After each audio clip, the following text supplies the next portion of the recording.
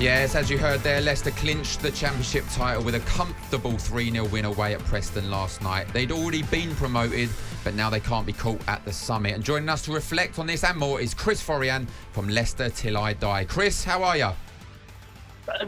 Surprisingly, I'm very well, thank you very much. Yes, I bet you are. Chris, did you celebrate more last night or over the weekend when you obviously clinched promotion after Leeds gift-wrapped promotion for you?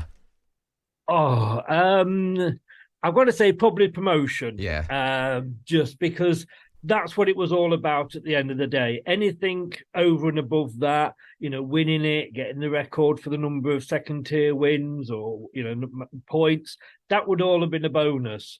Just getting back had to be and always was the number one goal. Yeah, of course. I mean, you were on track, as you said, for a record-breaking points season. You've scored the most goals, conceded the fewest goals. You potentially could get your 100th point at the weekend if you beat Blackburn. I mean, is that all down to Enzo? Talk to us about Enzo Maresca.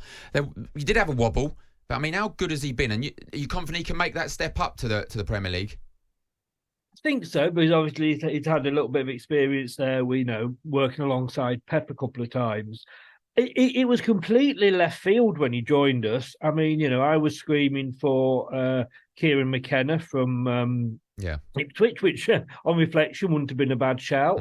But it's like, wow, and he was probably the appointment we needed because you tended to forget that, well, hang on, what experience has he got?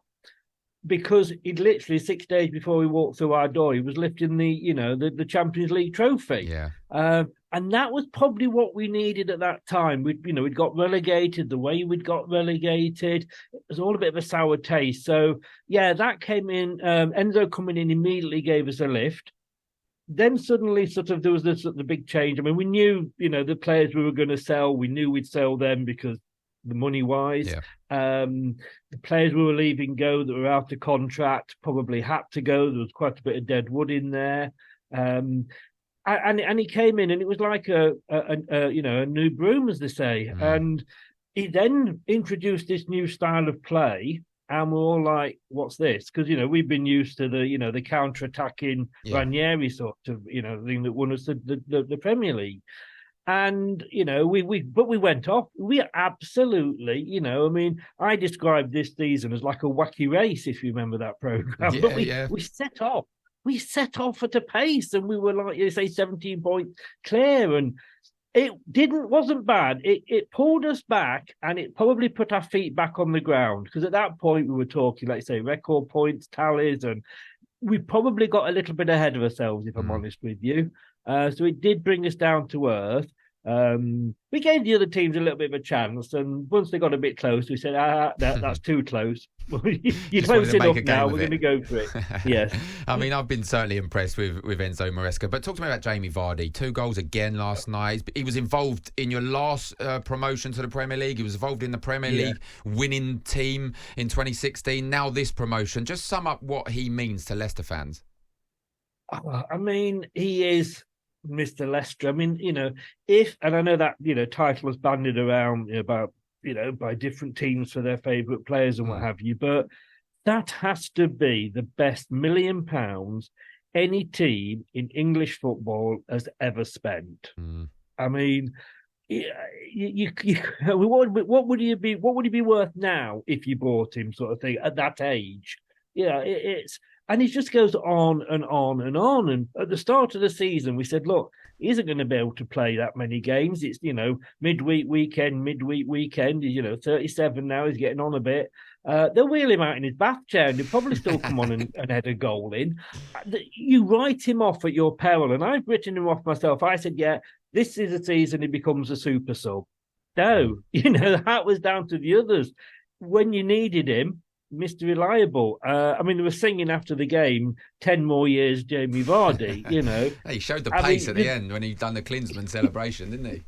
Yeah, but even we've got to keep him for next season. I know it's the Premier League and it's a different, kettle of fish.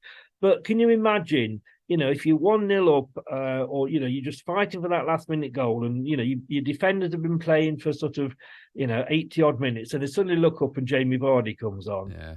you'd pack up and go home, wouldn't you?